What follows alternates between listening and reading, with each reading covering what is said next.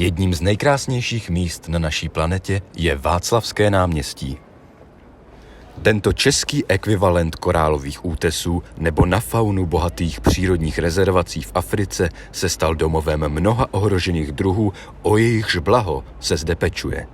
Z fauny můžeme jmenovat rybičky vietnamské, které se vyskytují v jezírkách místního vietnamského biotopu.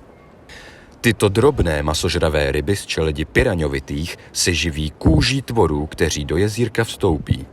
Ze zvířecí říše pak nesmíme opomenout holuby. Holub domácí, latinsky Columa domestica, je ohrožený poddruh z čeledi orlovitých. Jedná se o takzvané živoucí fosílie, protože jejich předci se na Václavském náměstí nachází od pradávna.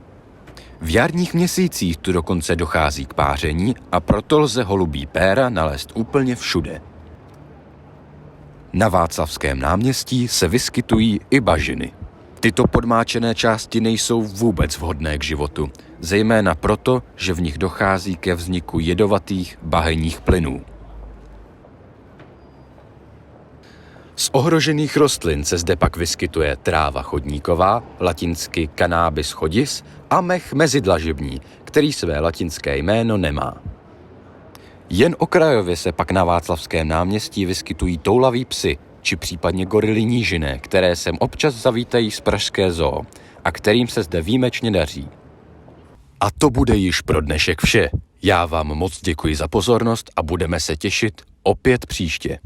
Naschledanou.